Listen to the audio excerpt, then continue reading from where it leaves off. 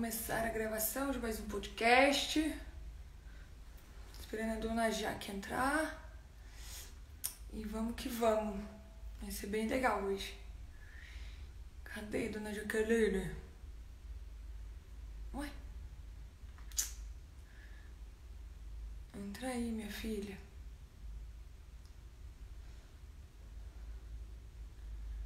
Oi. Já já a gente começa.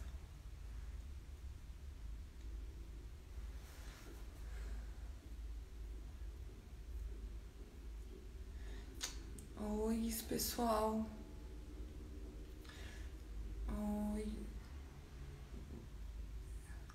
Olá, queridos e queridas.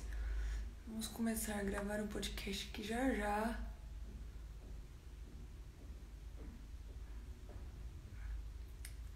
Só esperando a dona Jaque entrar pra gente começar.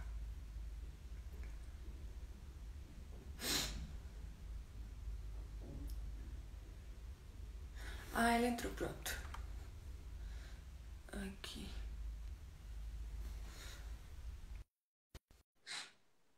Já te mandei. Aceita aí o convite. Oiê! Oi, tudo bom? Tô num ambiente diferente. Hoje tô no meu quarto aqui. Ah, que legal. Eu tô aqui esperando, eu achava que chegava um convite pra mim no meu Instagram. Gente, eu nunca fiz live na vida. E não chegava nada pra mim. É que E o aí? farofa tá. Você viu, né? Então, e aí ele fica batendo e no escritório tá cheio de coisa. Então, se eu vou fazer no quarto, porque ele sobe na Uhum. cama, vou já tá Sim. conhecendo a minha casa. Já cada hora eu faço a live em um lugar diferente. Eu E pensei, você, como inclusive, em tá fazer no aí? escritório, mas eu tenho. Ih, acho que tá com A sua delay. esposa, Tá me ouvindo agora? sim. Ah, tá. Eu tava dizendo pra você que eu ia fazer também em outro lugar, mas eu falei, eu tô sempre no mesmo lugar quando eu faço stories. E aí eu busquei um lugar com luz. Mas se ficar escuro, me avisa, porque tá escurecendo aqui.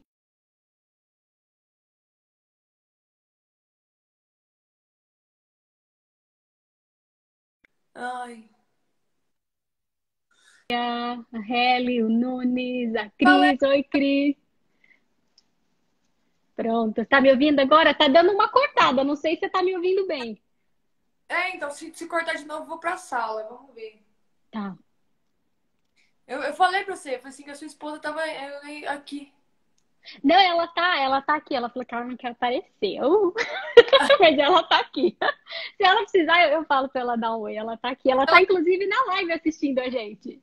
ela fez? Ou não? Ela entende português bem, mas ela tá aprendendo a falar ainda. Então, tem palavras ainda que ela não entende. Eu que falo super rápido, às vezes ela não entende, mas ela tá aprendendo. Ai, que bonitinha. Me conta como tá aí primeiras coisas nos Estados Unidos. Você fez a mudança? Vamos só alinhar, assim, que a gente é amiga de muito tempo, então eu quero primeiro saber de você, assim. Sim, sim, eu tô aqui já fez um ano em junho.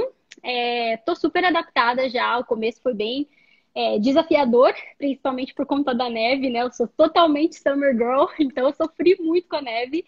E aí, agora que eu, né, sinto que eu já tô bem mais adaptada, agora a gente tem que se adaptar à quarentena, né? Então a gente entrou em quarentena em março. E estamos ainda, mas ainda tem coisa que já está flexibilizando, então restaurantes já estão abrindo, você precisa sair de máscara, então todos os lugares que a gente vai, a gente tem que estar de máscara. Então tá começando a flexibilizar e tô surfando na onda, né? Ah, onde mesmo? Eu sei, mas eu vou perguntar pra situar a galera. Você tá onde mesmo nos Estados Unidos? Eu moro em Denver, no Colorado, do Mile High City, super alto. Isso é outra coisa também diferente. A primeira vez que eu vim pra cá, eu vim a passeio, né? Quando a gente ainda namorava, eu e a Helly. E a altitude aqui é absurda. Então você tá o tempo inteiro assim, ofegante. Então, se vocês me virem ofegante, é por conta da altitude. Mas agora eu já tô acostumada, já consigo sair para fazer trilha. Mas no começo foi bem complicado isso também. Sim, mas então vamos agora voltar. Você é brasileira? Você nasceu aonde? Eu nasci em Ferraz de Vasconcelos, ZL. É. Aliás, tem uma galera da ZL aí. Oi, gente! E aí você formou-se em quê? Eu fiz gestão comercial de faculdade e eu fiz pós-graduação em administração de empresas. E aí, como é que você foi parar na HP? Então, a HP foi assim uma sorte na minha vida. Eu estava procurando emprego. Eu comecei a trabalhar muito cedo, né? Desde cedo eu já sabia que eu ia trabalhar muito. Eu tenho muito Capricórnio no meu mapa astral. Então, eu comecei a trabalhar com 15 anos. Então, deixa eu voltar só um pouquinho. Eu fazia carteiras, né? Porque com 15 anos você não tem idade para trabalhar registrado. Então, era um trabalho, não quero chamar de legal, mas era um trabalho assim underage. Então, eu fazia carteira mesmo, aquela carteira que a gente põe dinheiro. Aprendi a costurar, colar, enfim. E aí, quando eu fiz 16, eu arrumei emprego numa empresa, eu era assistente administrativa, e essa empresa era inclusive na Santa Cecília. Então, eu morava em Ferraz de Vasconcelos e ia para Santa Cecília todos os dias. Era 2 horas e meia de viagem, trem, metrô, ônibus, tudo que vocês podem imaginar. E aí aconteceu, a minha irmã mora em Barueri, né? Acabei indo morar em Barueri também e comecei a procurar emprego por lá. E aí foi onde apareceu o HP. Eu tinha 17 para 18 anos na época. E aí eu entrei na HP como terceira, eu fiquei acho que uns 2 anos e meio, 3 anos como terceira, e depois eu virei HP, né? Assim que a gente chama. E aí eu fiquei na HP por 10 anos até eu me mudar pra cá. Então, você começou como na HP, assim, não começou formada de faculdade, né? Você foi construindo lá. Exato, eu lembro que eu entrei na HP assim, gente, eu era um bebê, meu cabelo era laranja, eu tinha aparelho, eu era toda assim, teen total. Eu ia pra faculdade ainda, então na verdade eu trabalhava durante o dia, faculdade à noite. E aí a gente vai evoluindo, né? Tanto que a pós-graduação também, quando eu fiz, eu já estava na HP, ainda estava na HP. E foi todo esse processo. Então eu comecei numa área mais interna, e aí eu descobri que a minha paixão é pessoas, então eu queria estar falando com pessoas. E aí eu fui drivando a minha carreira até eu conseguir trabalhar com Customer Success Manager, que é o que eu faço hoje na Zoom também. E é o que eu gosto de fazer, é a minha paixão, falar com pessoas. Eu preciso desse contato todos os dias. Se eu ficar numa área interna assim, não me faz bem. Então foi isso que eu busquei pra minha vida. E aí, como é que... Tá, aí você tava na HP e aí você resolveu entrar pra questão de diversidade, assim. Sim, Porque porque foi a que se conheceu, né? exato. Na verdade, desde que eu entrei na HP, né, quando eu tinha 18 anos, há 12 anos atrás, eu já entrei assumida. Isso nunca foi um tabu para mim. Eu não deixei que isso fosse um tabu pela questão de que eu sofri muito na época da escola. Então, todo aquele sofrimento que a gente tem para sair do armário, eu sofri na escola. Então, eu sofri bullying, eu quase apanhei. Então, todas essas coisas aconteceram no high school, né, no colégio. Eu falei, quer saber? Então, se eu já, o que eu sofri na escola, eu já vou avisar todo mundo antes, porque na verdade o que eu passei na escola é porque descobriram, então me tiraram do armário, né? Eu não tive Também tempo fui de. do armário, é um inferno isso. Pois é, e eu falei, cara, deixa eu ter meu tempo, mas eu não tive tempo. Então, quando eu estive, né, na HP, na minha entrevista, né, quando eu era terceira e também quando eu fiz a entrevista para ser HP, eu já deixei muito claro, na época eu tinha um relacionamento com uma mulher e eu já avisei, falei, olha, tenho um relacionamento com uma mulher, então nunca foi tabu. Eu acredito que sim, deve ter acontecido um ou outro que não sabe, aí quer questionar, e aí vem, nossa, me disseram que você passou. Então, foi assim. Então, quando a gente começou com os ERGs, né, que são os grupos para Afinidade. falar de diversidade, eles começaram na HP dos Estados Unidos, e aí na época foi até a ESA, né, saudade, ESA, beijo, ESA, que Tem uma criou na Isabela Cruz, vocês podem procurar. sim. E a ESA criou na HP na época antes do split, né? Nós não tínhamos HPI e HPI. E aí eu lembro que eu levantei a mão e falei, quero participar. E estou nessa vida desde hoje. A Zoom está para criar um ERD aqui. A Zoom é muito nova, é uma empresa muito nova, então as coisas estão indo aos poucos. Mas eu já me voluntariei, já estou em contato com o pessoal de Diversity and Inclusion, porque assim, eu não consigo, é o que eu gosto de fazer. Quando eu me mudei, eu inclusive falei, não, acho que eu vou dar um tempo, né? Até para eu focar em treinamento, ver tudo que eu tenho para falar na empresa. Mas assim, durou 2 dias. No terceiro dia eu já tava assim, pessoal, vamos falar de diversidade e inclusão aqui. Ai, nosso lado Ares é um regaço, né? Né? Pois é. Eu não aguento, eu tenho que fazer isso. Então já estamos aí falando de diversidade e inclusão na Zoom também.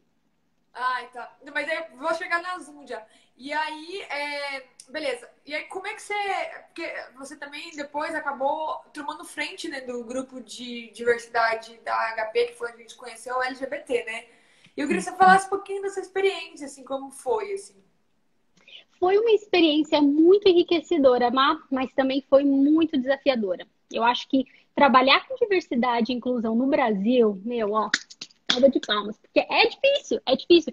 Consome a nossa energia. É uma delícia porque você conhece gente que quer se informar, você conhece gente que quer fazer parte disso, mas você também lida com a galera que vai mandar mensagem falando para a empresa que, olha, eu não quero falar sobre isso, por que que vocês estão falando sobre isso? Então, tudo isso a gente passa, a gente acaba ficando mais perto do RH por uma questão de consequência, então você também recebe feedback do RH das coisas que estão acontecendo. Então, essa parte foi desafiadora. Tinha dias assim que sugava energia, que eu falava, gente, de você participar de palestras e você ver pessoas fazendo perguntas assim para te desestimular, pessoas fazendo perguntas para te colocar para baixo. Então, quando você fala da galera que está aprendendo, é muito legal. Quando você está falando da galera que não quer aprender, que não quer saber nada de diversidade e inclusão, seja LGBT, seja pessoas com deficiência, sejam de pessoas negras, é complicado. Então, essa parte foi desafiadora. Eu não vou te dizer que foi maravilhosa ou que foi horrível. Eu acho que a palavra que define você liderar um time de diversidade e inclusão é desafiador. Então, para que as pessoas aí, né, que estão no grupo entendam, eu fiz a liderança do grupo no Brasil e globalmente eu participava da vice-liderança. Só para as pessoas entenderem, você participou como voluntário, você ainda trabalhava também, né? A pessoa acha, eu trabalho com diversidade, então eu só faço isso. Não, o pessoal de grupo de afinidade, eles trabalham também. E aí faz, tipo, uma dupla jornada. Gente, total. Nossa, obrigada por comentar isso, porque assim, acontecia muito das pessoas que não, a galera que não participa ou que não quer olhar assim pra gente e falar, nossa, não faz nada, né? Porque a pessoa tá envolvida com voluntariado, e isso em qualquer lugar, gente. Pode ser no Brasil, pode ser aqui. Sempre que você vai trabalhar com voluntariado, independente do voluntariado que você faça, as pessoas olham como, nossa, tem muito tempo livre, né? E assim, só os meus gerentes, que eu tive muita sorte de ter gerentes incríveis na HP, e a galera que trabalhou no mesmo time que via, às vezes que eu tinha que fazer a jornada dupla, às vezes ficar até mais tarde, às vezes trabalhar no fim de semana, para a gente poder entregar um trabalho de diversidade e inclusão. Então, sim, ele é um trabalho voluntariado. Eu não sei, não tenho conhecimento se existem outras empresas que não têm isso como voluntariado, mas tanto aqui quanto no Brasil, tudo que eu via era a galera fazendo dupla jornada. Sim. E aí você conheceu a Helly e aí agora eu vou falar a parte gostosa da história. Você conheceu a Helly quando que foi isso? Eu conheci 2000. ela, na Janete tava nesse começo. Pois é, eu conheci a Helen em 2017. Foi o comecinho que eu conheci você. Você me conhecia, a gente já estava envolvidas nos trabalhos de diversidade e inclusão e eu já estava com a Helen, é verdade. Sim. E aí, mas como você conheceu ela? Eu sei a história, vamos voltar de novo, que eu acho bonitinho. Então, a história toda foi, long story short, eu vou tentar resumir, porque eu falo pra caramba, mas assim, eu tinha uma amiga que que ela morava aqui nos Estados Unidos, hoje ela nem mora mais, inclusive, beijo Aline, se estiver assistindo, e a gente estava planejando viajar para encontrá-la aqui. Só que eu ia vir com a pessoa que estava namorando ela na época, eles estavam num rolo, enfim. E aí ele falou pra mim, falou assim, olha, a gente já tinha combinado a viagem, né? A gente sempre viajava, tentava viajar pra fora nas férias da HP e nas férias da empresa dele.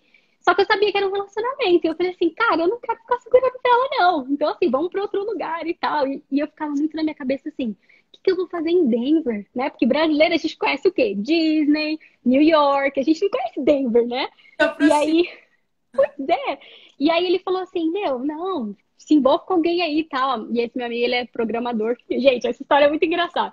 E aí eu falei assim, não, mas eu não vou. Tava desistindo já.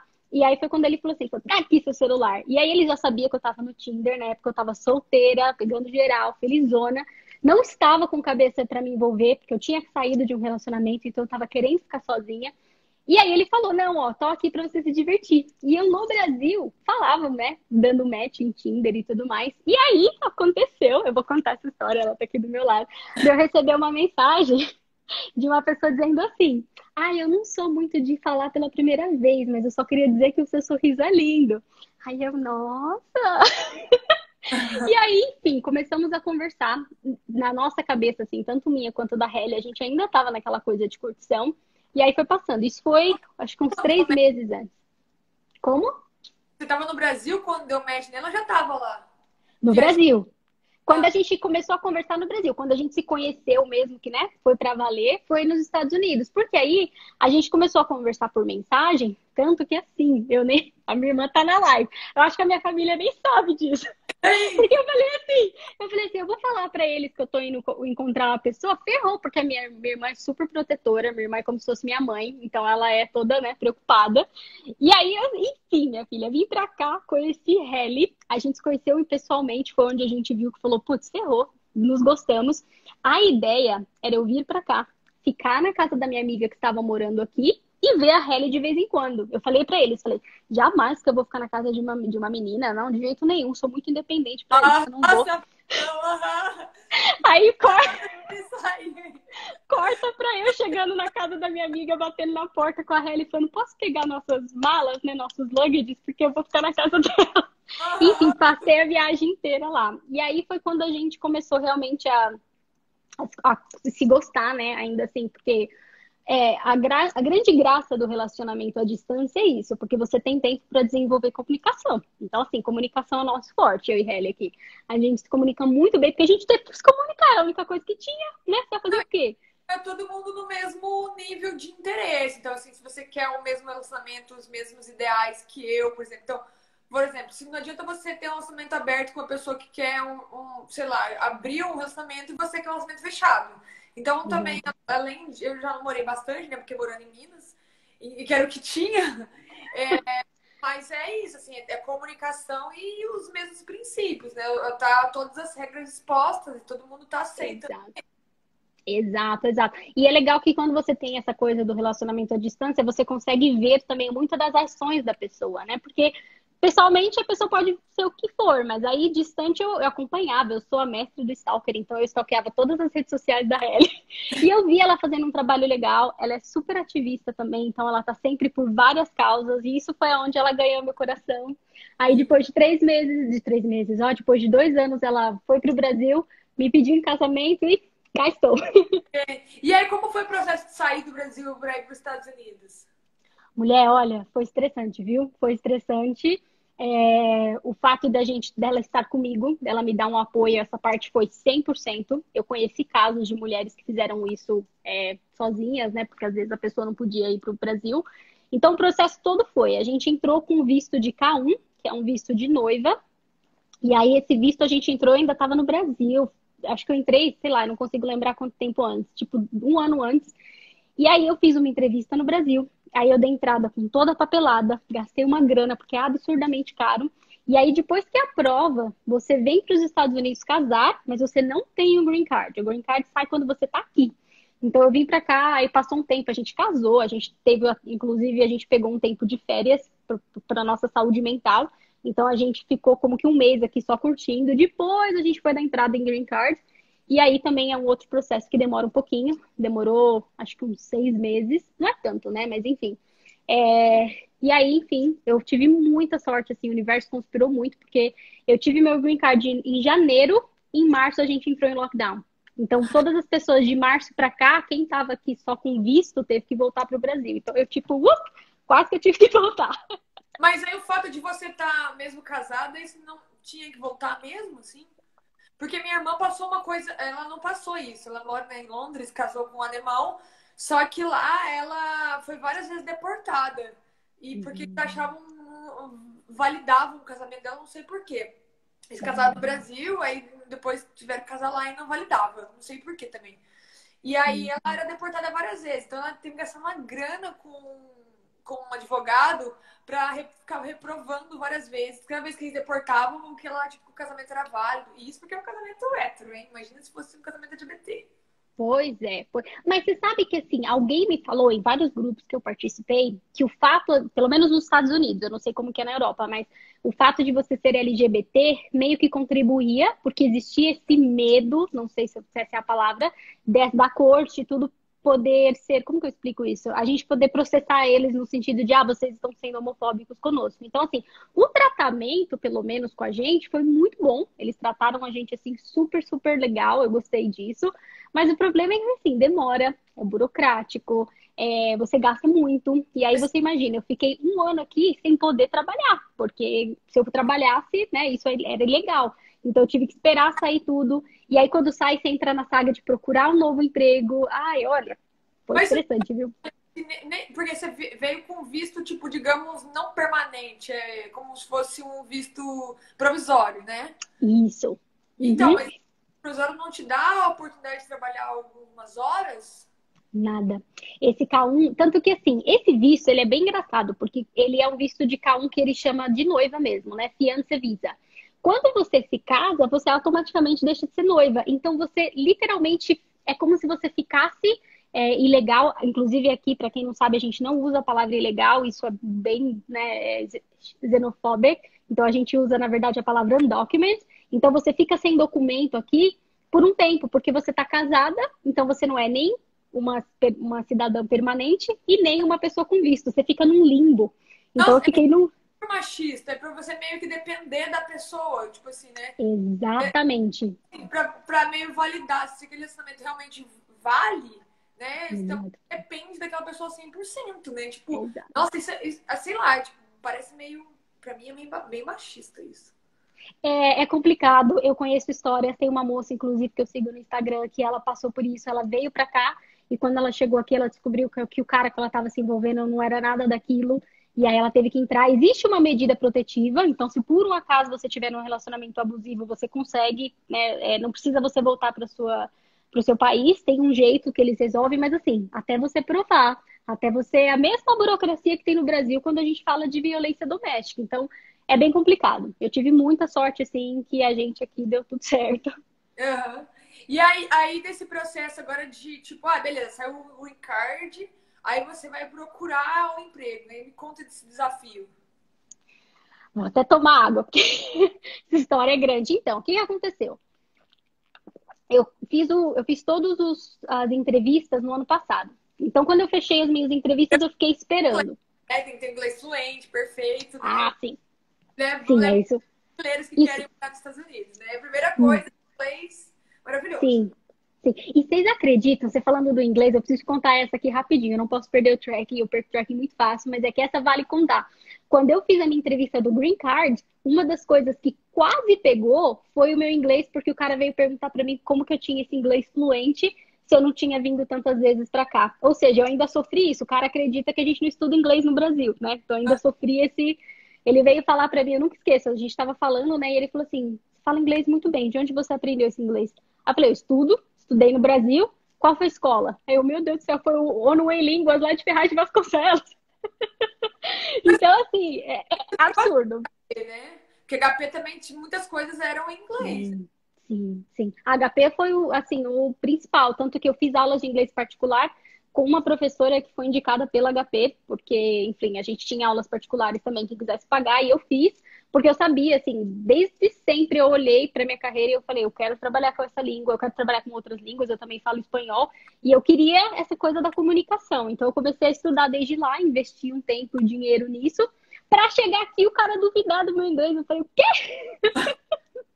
Mas, enfim, quando eu comecei todo o processo, então, assim, eu fiz a entrevista do Green Card no ano passado, e aí eu não lembro quando, eu sou muito ruim de data, mas saiu pra mim falando: olha, você está esperando só chegar o seu Green Card. Então, everything was approved, eu Mas recebi a aprovação. brasileiro, green card é green mesmo? Ai, puxa, eu não sei onde é que tá o meu agora. Não, pior que não é. Ele é Ah, tipo, ele é como se fosse uma driver's license daqui, uma, né? Eu não lembro como é que fala, mas ele não é green, não. Tanto que eles nem usam aqui green card, eles falam de permanent ID. Eles chamam do seu ID permanente. A gente fala green card porque, né, mais fácil. sim. E, Aí fala, sim. Não, então, só uma coisa rapidinho, gente. Eu não tô conseguindo acompanhar o chat, eu tô vendo várias coisas aí. Então, assim, galera, amo vocês, mas eu não consigo acompanhar. Mas falando então do processo, né? Como eu sabia que já tinha sido aprovado, eu só estava esperando a expedição, né, do papel, eu já comecei a me aplicar para as vagas. E aí, assim, gente, é o que eu falo, eu acredito muito que você move o universo. Então, um dia eu acordei e falei para Helly, vamos mudar meu LinkedIn. Ah, vamos tirar uma foto, porque as minhas fotos eram tudo antigas, né? A gente foi no parque que tinha na esquina de casa. Helly é tudo na minha vida. Foi minha fotógrafa, tirou umas fotinhas minhas lá. A única pessoa que tem as outras fotos é a minha irmã. E aí a gente foi lá e postou no meu LinkedIn. Mudei todo o texto que eu tinha lá. E aí mandei, comecei a me aplicar para as vagas. Aplica, aplica, aplica. E aí, assim, eu comecei a fazer entrevistas. Eu tive um processo seletivo com uma empresa que durou quase um mês. Então, esse processo ele foi bem frustrante, porque eu não vou citar o nome da empresa, mas era uma empresa super old school. Então, eles pediram coisas assim que hoje eu olho, dou muito graças assim ao universo por estar na Zoom, porque você vê como que a empresa é pelo processo seletivo que eles têm. Isso é um fato. E o Sim, processo deles foi horrível. Desde o sim. começo, eu fiquei um mês assim, eu fiz 500 mil apresentações para eles, mas eu não estava feliz com o processo. Só que receber um não foi muito difícil também, porque foi meu primeiro não e eu não estava preparada. Eu chorei. Ai, gente, foi horrível. Coisa que o Instagram não conta, né? Chorei muito. Mas assim, durou um dia. Chorei, sequei as lágrimas, no outro dia estava lá, procurando emprego nos outros lugares. Até que apareceu a Zoom. E aí eu fiz as entrevistas. O processo da Zoom também foi longo, foi quase um mês também, se eu não me engano. Eu fiz 7 entrevistas e passei! Nossa, que batelada. Mas e Foi aí também terrível. uma coisa que você pegou assim boa, porque quando você entrou na Zoom, também a Zoom explodiu por causa da pandemia, né? Que todo mundo Foi. para Zoom, né? Uhum. E uma coisa boa assim da Zoom, e por isso que eu me apaixonei pela Zoom desde o início do processo seletivo. E importante dizer que enquanto eu fazia o processo seletivo da Zoom, eu fiz o processo seletivo de uma outra empresa também. E eu passei nas duas na época. Só que a outra empresa eu passei na quinta e na Zoom eu ainda tava, eu tinha uma entrevista na sexta. Só que eu queria muito a Zoom. Eu falei, meu, se eu não passar, ok, preciso de dinheiro, vou trabalhar na outra empresa, só que eu quero muito a Zoom. E aí, na entrevista que eu fiz com eles na sexta-feira, né? Vamos dizer assim, foi um dia depois, eu avisei, falei, ó, listen, estou num processo, mas gostaria muito de fechar com vocês, mas só para vocês saberem, vou dar o feedback para quem me chamar primeiro. E aí eles rapidinho já se moveram, me chamaram, né, na outra semana, e aí eu já fechei todo o contrato com eles. Então, assim, o processo deles foi incrível, as pessoas com quem eu falei todas, sou super fã, né? Eu falei com essas 7 pessoas, trabalho com acho que 4 delas hoje. E eu também, assim, para que as pessoas entendam, o processo foi com 7 pessoas porque eu trabalho com outras línguas. Então, eu falo português, espanhol, inglês. Então, eles precisavam garantir, né? Tanto que o meu gerente hoje, ele brinca. Ele fala, eu não falo português, mas eu contrato quem fala. Então, colocaram uma pessoa para falar comigo em português. Eu falei, gente, mas o português tá meio que na cara, né? Enfim, todo o processo deles, assim, foi muito correto, muito longo, mas que valeu muito a pena, Ah, mas também né, é a mesma coisa. Tem dinheiro, a gente contrata. Não tem dinheiro, a gente faz, a gente aprende. né? E, Verdade. e aí, agora, invocando na Zoom, eu tava vendo seus stories essa semana, que aí eu vou trazer umas questões de bastidores, que é que você tava falando que você participou pela primeira vez do grupo de afinidade da Zoom. Então me conta aí esse rolê todo. Sim, então, a Zoom está começando com os grupos de IRD também. Então, a gente contratou recentemente a gente, né? Eu não contratei ninguém, gente. O pessoal, né, da Zoom contratou um chefe de diversidade e inclusão, Damian, ele é maravilhoso. Depois eu posso até mandar o LinkedIn, quem quiser procurá-lo no LinkedIn, ele é incrível. E ele entrou na mesma semana que a gente teve aqui o caso do George Floyd. Então, você imagina como foi para ele, né? Ele entrou numa empresa para falar de diversidade e inclusão, e no Esse é momento branco? ele é negro. Ah, que Ele legal. é negro. Então, ele teve que escutar de tudo. Então, ele escutou de, foi contratado por conveniência. Sendo que, assim, eu participei de um processo seletivo, eu tenho certeza absoluta que esse homem não foi contratado em uma semana. Eu imagino que ele passou por um mês. Se eu passei por um mês, ele deve ter passado por muito mais. Então, ouvir, né, eu me coloquei no lugar dele, assim, de dor, de pensar que ele teve que ouvir isso. Só foi contratado porque a gente acabou de ter esse caso do George Floyd e a empresa quer aparecer bem na fita, sabe assim? Então ele soube lidar com esses comentários muito bem. Então ele já começou assim, primeiro, vamos dizer, IRD. A Zoom não está chamando de IRD ainda, mas o primeiro grupo que existiu foi de pessoas negras. Então ele começou a trazer essa discussão para a empresa. A gente teve várias discussões sobre isso, vários painéis para falar sobre isso. E aí depois foi criado o de mulheres. Então a gente também tem esse de mulheres, eu faço parte. E a gente tem, assim, toda a empresa participando, por mais que seja voluntário, ele é voluntário quem está criando, mas as reuniões, isso eu acho muito bacana. Elas vão para todo mundo. Então, assim, é meio que, não é obrigatório, mas assim, se eu estou vendo meu gerente lá, eu vou participar, né? Então, tá acontecendo uma reunião de mulheres para falar das mulheres na liderança e tudo mais, todo mundo participa.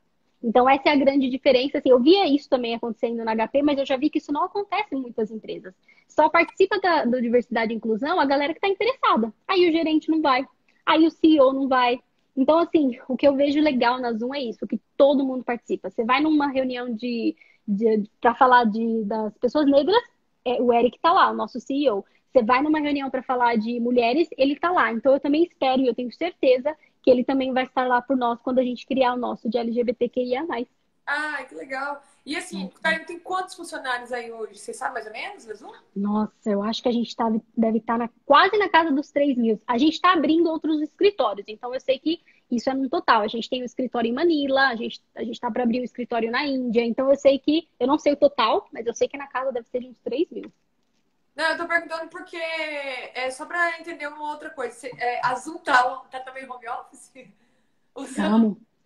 Então, a gente tá. Eu entrei na Zoom, gente, já em home office. Eu nunca fui pro escritório, eu nunca vi pessoas, assim, já vi algumas pessoas, né? Eu já tenho os meus colegas de trabalho, mas nós estamos todos trabalhando de casa. Inclusive, é uma coisa que a gente, assim, né, nas nossas reuniões, como a gente vende o produto Zoom, né, que é a videoconferência, a gente super encoraja as pessoas, assim, não tem problema se você tá numa reunião, seu cachorro aparecer atrás de você, seu filho chorar, você tem que pegar o neném no colo para balançar. Então, isso é muito legal, a gente já tem essa cultura. Então, às vezes acontece de eu estar numa reunião, o Sebastião aparece atrás de mim, aliás, nem sei onde ele está, mas ele aparece atrás de mim, assim, o pessoal fica tudo, ai, que lindo. As mulheres que têm filhos aparecem com os filhos, porque, assim, é a realidade. Você vai esconder a sua família, sendo que você está tendo que trabalhar de casa. Então, a Zoom já tem essa mentalidade, eu acho bem bacana. Não, mas aí que eu não entendi. Você que tá em. Uma parte da Zoom tá em casa e outra tá Ou tá todo mundo, tá? Todo mundo. Os 3.000 Todo, homens. todo mundo, independente do país. A galera daqui, a galera de Manila, o pessoal da China, tá todo mundo em casa. A gente não tem previsão para voltar para o escritório e vamos seguir assim, né? Não, com certeza. E aí, como é que é você, tipo assim, porque você foi contratada, pelo que você falou, para trabalhar porque fala espanhol e português. Então, você trabalha com a galera da América do Sul, Centro? Qual que são os seus clientes que você gerencia a carteira? A maioria é América Latina. Eu tenho poucos que são daqui também, né, dos Estados Unidos, mas a maioria mesmo é da América Latina. Então, pode acontecer, por exemplo, eu ter uma conta que eu estou fazendo um deployment e tem algumas coisas acontecendo aqui nos Estados Unidos, eu gerencio também, mas o foco é América Latina. Então, eu estou em contato aí o tempo inteiro com brasileiro, com chileno, com peruano. Amo, amo a nossa América Latina. Muito feliz. Estou praticando muito mais espanhol. Estava meio enferrujado o meu espanhol, mas assim, é todos os dias, gente. E eu E aí, adoro. qual é a diferença de fuso? Depende do país. Eu sei, o Brasil são 3 horas, né? Aqui são 6h34. E aí depende. O Chile eu acho que são 2 horas, Bolívia é 1 hora. Depende muito do país e do estado aqui, né? Porque a gente tem diferença de horário dentro dos Estados Unidos também. Então eu Entendi. trabalho com o meu time converter, né? O site lá para converter a hora o tempo inteiro, porque eu sou ruim de Eu ia matemática. perguntar pra você como é que você faz pra gerenciar tudo isso. Porque até pra gerenciar calls, né? Tipo, eu vou fazer um call agora. Tem uma loucura. Gente, é loucura, é loucura. Eu tô sempre corrigindo o meu bom dia. Eu entro falando good morning, aí agora good afternoon. É sempre assim, eu tô sempre perdida na zona de horário, assim, eu tento sempre respeito os meus clientes em horário de almoço. Então, Ah, essa é a primeira. Eu vou marcar uma reunião, putz, não é horário de almoço para mim, mas é horário de almoço no Brasil, ou vice-versa. Então, a gente se respeita, assim, eles também são excelentes. Então, ninguém marca reunião fora do meu fuso. A gente se entende, é bem legal. não, eu com certeza. Como sou desastrada, eu ia dar várias foras em relação ao horário aí. Eu dou muito fora na verdade, com o idioma. Eu entro e eu faço muita explicação de como você utilizar. Então, para quem não, né, eu não sei se eu expliquei, mas eu sou Customer Success Manager. Então, eu cuido do sucesso do cliente dentro da Zoom. Então, tudo que eu posso fazer para que a experiência dele seja incrível na Zoom. Então, se eu precisar explicar alguma coisa sobre a ferramenta, sobre os produtos, eu preciso entender se está tudo bem com a saúde dele, a gente faz análise de business e tudo mais. E aí, uma das coisas que eu faço quando eu tô fazendo, às vezes, né, é demo, né, mostrando para eles como utilizar, e às vezes eu tô com um cliente do Brasil, eu mando olá, eu tô com eu tô com um cliente da América Latina, que fala espanhol, eu mando oi. Então, às vezes eu confundo assim, mas assim, galera da Latinoamérica, meu, melhor pessoal ever, assim, ninguém se ofende, o pessoal ri, o pessoal ama falar do Brasil. Então, quando eu tô falando com chilenos, eles querem saber do Brasil. Quando eu tô falando com peruano, sempre que eu entro nas reuniões, eles perguntam como que tá a situação do Covid. Eu acho fofo. Eu amo trabalhar com a América Latina. Sim, e você fala que você é brasileira, assim, eles perguntam mesmo do nosso ex-presidente? Então, eu não tive perguntas do presidente, mas eu Não, tive pessoas. Pois é, eu espero que eu não tenha, né? Porque, enfim, mas eu tenho perguntas assim. Já aconteceu com workers, pessoas da Zoom, sim, o pessoal sabe meu posicionamento, as pessoas já falam, nossa, a situação tá feia lá no Brasil, hein, com aquele presidente maluco de vocês. Então a galera da Zoom já tem mais intimidade de perguntar. Agora, cliente nunca pergunta, assim, é bem, acho que nunca aconteceu. Graças a Deus, não vamos espalhar essa notícia, não. Essa vergonha, é uma vergonha. Quando as pessoas vão conversar aqui comigo aí fora da Zoom, né? Quando eu tô, sei lá, visitando a família da Helly, ou quando a gente tá entre amigos, é uma vergonha. Todo mundo vem falar, nossa, tá feia a situação no Brasil, né? Nossa, que dó, aquele presidente maluco. Essa coisa de que, não sei se alguém acredita ainda que esse presidente, ele é respeitado, pelo menos aqui eu tenho certeza que não. Pelo menos dentro da minha bolha, as pessoas todas sabem que ele é tão ruim quanto o presidente daqui. Sim. Então, é só uma outra coisa que eu gostaria também de reenfatizar, que eu acho que é bem legal também. O que você acha que é bem assim mais desafiador? Você falou de trabalhar com diversidade no Brasil e aqui tudo bem que a Zoom não tem um histórico gigante, né, de diversidade e inclusão, como você disse, mas fora essa questão de ser mais participativa, o que você porque eu sei também que você participou da passeata do Jorge, né? Sim. Floyd. Então, me conta também, então, como é que você viu o engajamento da galera? Você acha que teria tudo isso também no Brasil? Como você acha que é essa diferença? Olha, Maia, eu gostaria de falar, assim, iniciando até com uma frase que uma vez eu escutei de. Ele acho que ele era o CFO da HP, que era o Antônio Lúcio. Hoje ele é o CMO, Chief of Marketing, eu acho, do Facebook. Depois vocês procuram lá, Antônio Lúcio. Uma pessoa de luz, incrível. Eu tive o prazer de conhecê-lo no Brasil. Ele é americano, ele foi para uma viagem no Brasil. Eu fiz uma apresentação de diversidade e inclusão. E uma vez ele falou uma frase que assim me marcou, que eu levo pro resto da vida. Ele falou: diversidade a gente fala, mas mais do que falar, a gente vê. Então ele falou: se você não está vendo diversidade, tem alguma coisa errada. Então, qual que é a diferença que eu vejo do Brasil? E aí sim eu vou fazer um comentário do Brasil e eu vejo daqui. A diversidade, pelo menos aqui em Denver, de novo, estou falando só do lugar que eu vivo, Denver é bem evoluído comparado com outros estados aqui. Você vê. Então eu vou para Zoom, eu vejo a diversidade, eu vejo assim que a quantidade de pessoas negras da Zoom é quase a mesma quantidade de pessoas brancas. Eu vejo as pessoas, a gente tem um grupo lá, é um chat de pessoas LGBT. Então as pessoas não têm vergonha de falar, né? A pessoa LGBT não tem vergonha de falar aqui, né? Que quis sair do armário. E as pessoas negras estão lá, a gente tem diversidade, a gente tem bastante mulher, então isso é a grande diferença que eu vejo do Brasil. Eu, infelizmente, sentia que o Brasil falava muito, mas não tinha. Então, eu olhava assim, você que participou de eventos comigo, para eu te dar um exemplo, quantos eventos a gente já não foi de diversidade e inclusão, que toda a bancada era gente branca padrão privilegiada? Eram vários. Então, Como isso assim era acontece no Hotel 5 Estrelas, né? exatamente, né? Quantas empresas vão no Brasil, fazem aquele, né, toda aquela coisa de vamos falar de diversidade e inclusão. Aí você participa daqueles eventos caríssimos que a galera tá oferecendo champanhe, mas você olha ao seu redor, é um monte de gente privilegiada. Você não tem pessoas trans. Você tá falando de LGBTQIA+, você não tem pessoas trans em um evento, você não tem pessoas trans numa empresa.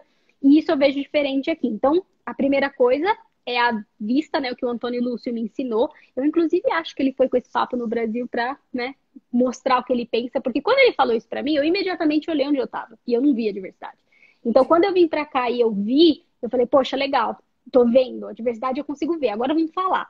Então, quando você vai falar, qual que é o grande desafio? É primeiro educar quem tá ali no umbral da ignorância, a galera que acha que isso é política, não vamos falar sobre isso. A gente não tem tanto caso na Zoom, que como eu comentei com você, estamos começando, mas eu vi casos ao meu redor, casos de parentes, casos de amigos, né? Tô falando aqui dos Estados Unidos.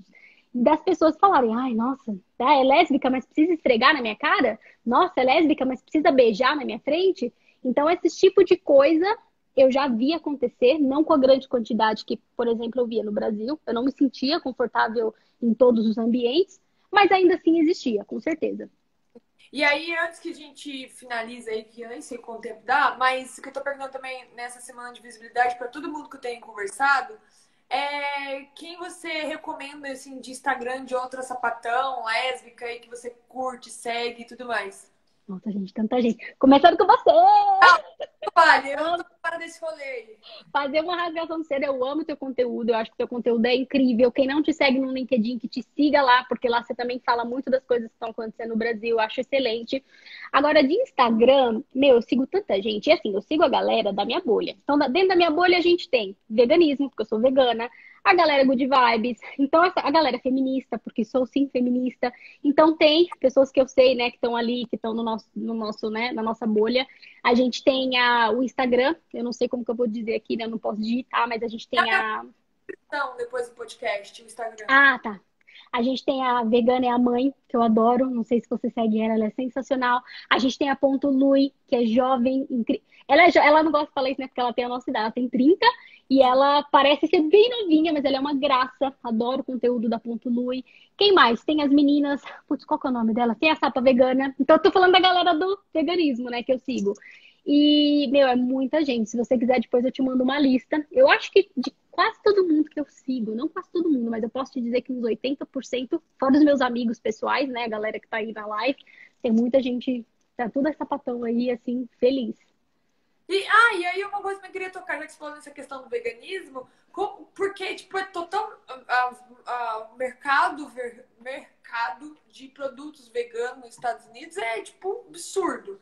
Como é que é isso aí? Então, essa foi inclusive a razão pela qual eu virei vegana aqui, porque eu sou vegetariana há 17 anos, 17 anos não, 12, 13. Eu virei vegetariana com 17, eu tenho 30, vocês fazem a conta aí que eu sou ruim de matemática. Eu fiquei todo esse tempo sem ser vegana no Brasil porque eu não conseguia. Eu tentava, aí não dava certo, aí eu precisava comer fora. Eu comia muito fora por conta do trabalho que eu vivia correndo, e aí eu não achava opções. Então, quando eu vi e eu sabia que ia vir morar pra cá e que aqui as opções estão em tudo, tudo. Acho que se você for, sei lá, no McDonald's, sei lá, você pode achar. Eu não vou no McDonald's, não recomendo, mas existe. Então, todos os lugares a gente tem opção. As opções são as mesmas em questão de preço. Isso é uma coisa que me entristecia muito no Brasil, porque para você ser vegano no Brasil é caríssimo, né? Você vai comprar produto vegano é caro, você vai comprar cosmético vegano. Aqui você consegue encontrar no mesmo valor. Então foi por isso, né, que eu escolhi e falei, aqui dá para ser, inclusive assim, estou numa transição, porque eu sempre gosto de falar isso. Ser vegano não significa ser você chegar lá e jogar tudo que você tem fora. Então, quando eu me mudei pra cá, eu tinha, por exemplo, maquiagem não vegana. Não vou jogar fora, gente, pelo amor de Deus, né? Então, eu guardo as maquiagens que eu ainda tenho, uso e tudo mais. Quando acabar, troco por uma maquiagem cruelty-free, vegan, né?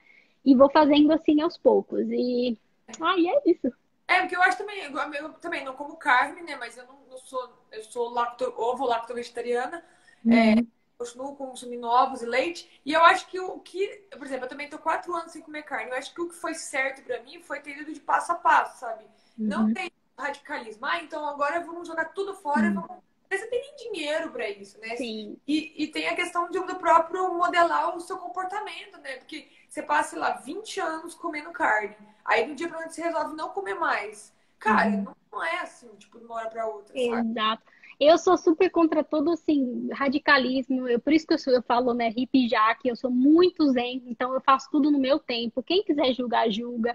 Você pode encontrar pessoas que vão julgar falando, ai, nossa, vai, vira vegana, é tão fácil, às vezes não é. Da mesma forma, usando esse exemplo, às vezes não é fácil para uma pessoa sair do armário, gente. Então, isso também é uma coisa que eu sempre falo, poxa, eu tenho amigos até hoje que não saíram e talvez nunca vão sair, e tá tudo bem. Não é porque eu sou assim do jeito que eu sou e que eu, né, mando pra tudo e, enfim, né, mando pra tudo não. Eu explico pra todo mundo que eu sou lésbica e tô nem aí. Tem gente que não vai ser assim. Então a gente tem que aprender a respeitar o tempo de cada pessoa em todos os aspectos. Sair do armário, parar de comer carne se quiser. Então tem que existir esse tempo pra cada um.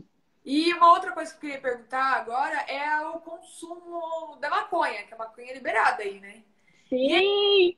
eu sei que você não consome, mas como é essa experiência assim de ver lugares, as pessoas consumindo na rua? Como é isso?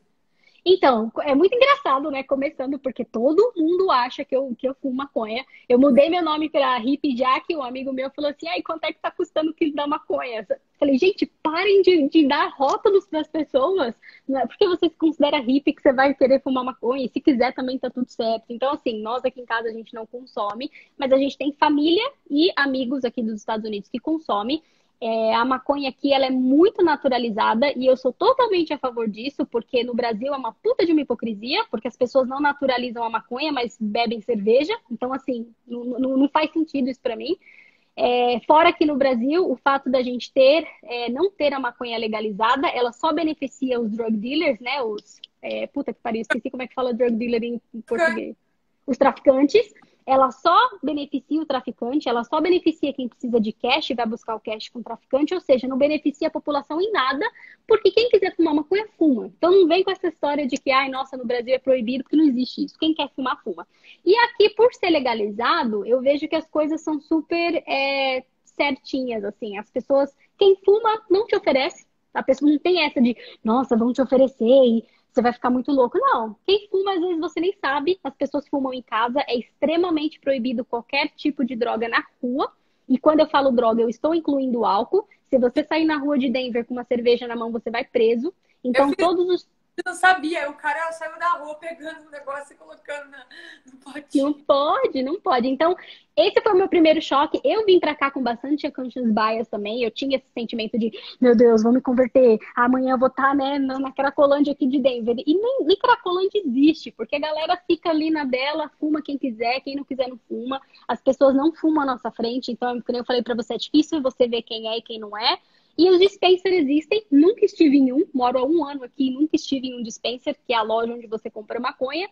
Mas eles existem a cada esquina, você pode mandar, entregar. É a mesma coisa que uma loja de álcool. E, inclusive, álcool aqui também não é vendido em supermercado. Você tem que ir numa loja especializada para comprar álcool. Ou seja, eles tratam o álcool da mesma forma que eles tratam a maconha. Ambos são droga e está à sua disposição usar ou não. Mas não vende na farmácia? Porque em Nova York, em 2014, quando eu fui, vendia na farmácia a cerveja. Hum. Eu tô rindo aqui porque eu vi um comentário de meu amigo Nunes, Eterna Proerd Cracolândia. É que eu falo do Proerd aqui.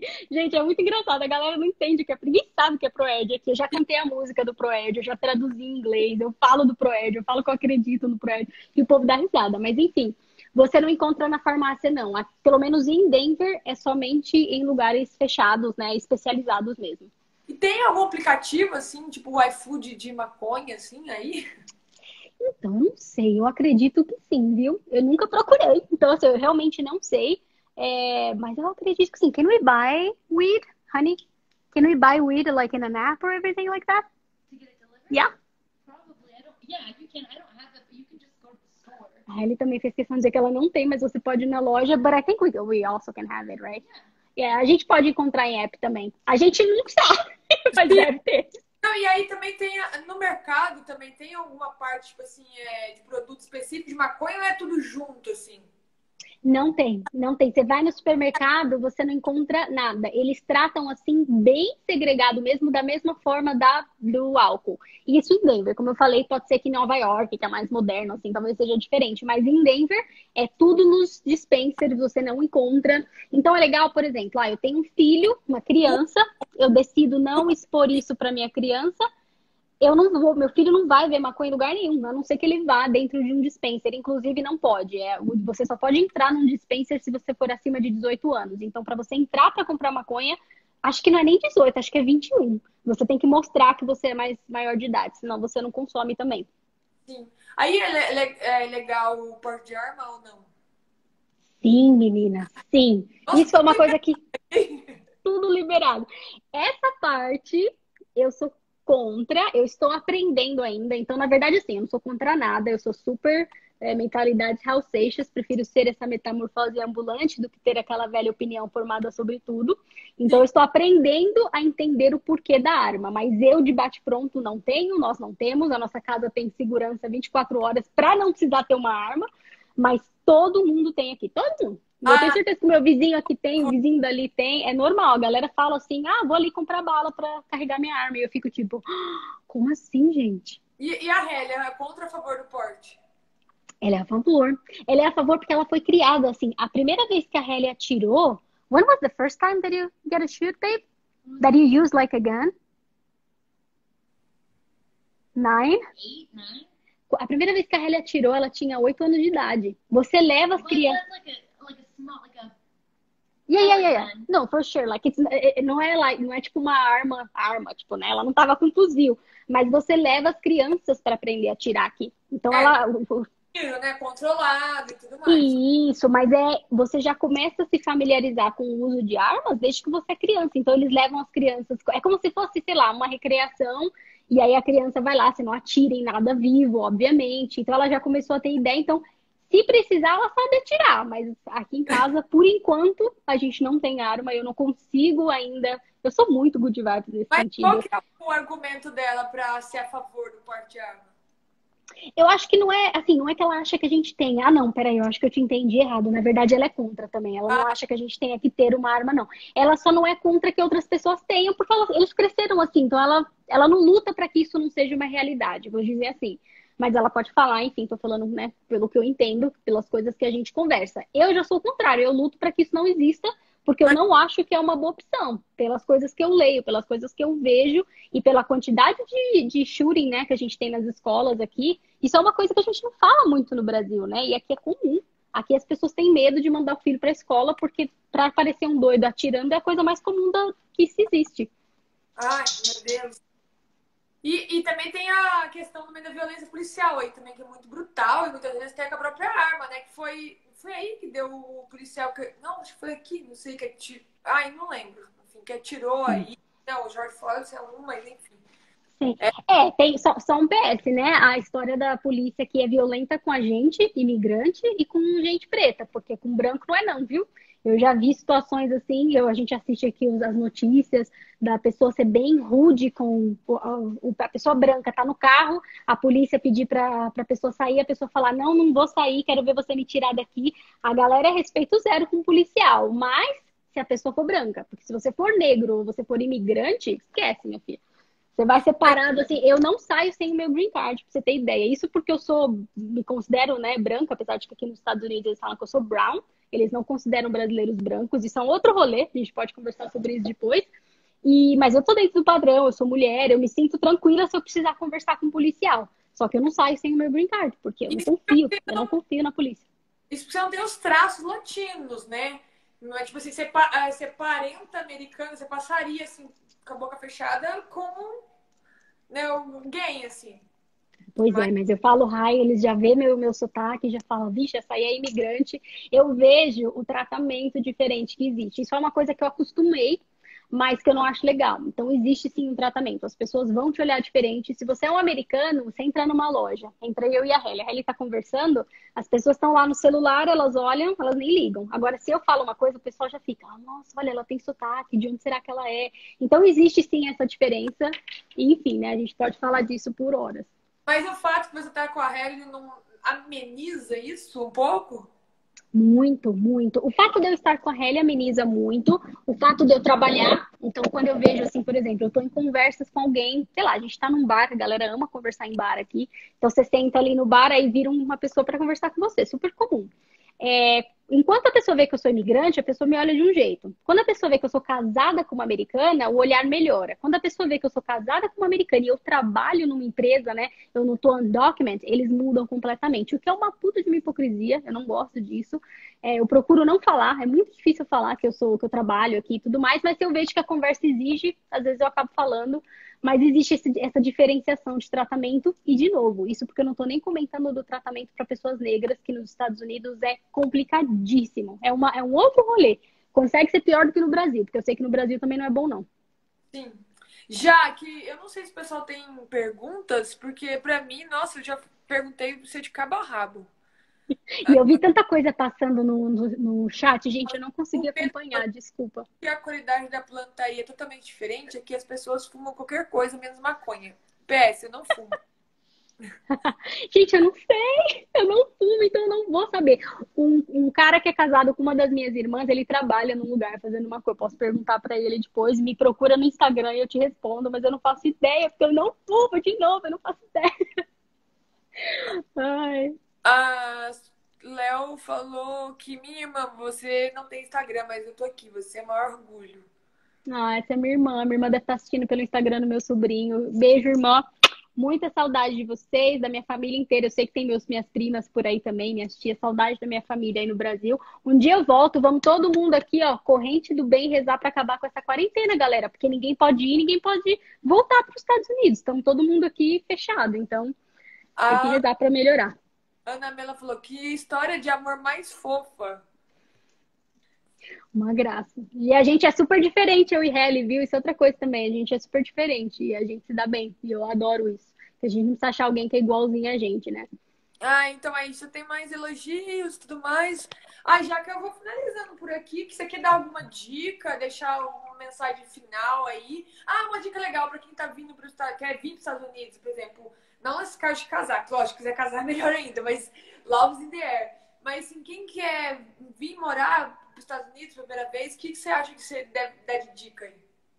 A minha dica principal é, assim, muito simples. Começa ali from the scratch. Vai estudar inglês. Inglês é essencial. Inglês não é mais luxo. Busque inglês em qualquer lugar. Ah, já que eu não tenho dinheiro para pagar uma escola. Eu também não tinha no começo. Eu ralei. Eu lembro que eu trabalhava quando eu fazia minhas carteiras lá para pagar o meu inglês. Eu lembro até hoje. Eu ganhava R$ 150 e era R$ 150 a mensalidade do meu inglês. Ia tudo pro meu inglês. Então, não considere inglês luxo. Eu acho que isso é o principal, porque a galera fala, ah, vou me aventurar, vou para os Estados Unidos, aprendo inglês lá. Sofre mais, aprende, com certeza, mas sofre mais. Então, se você puder aprender inglês no Brasil, assiste vídeo, assiste filme legendado. Gente, pare de assistir filme dublado. Sou totalmente contra filme dublado.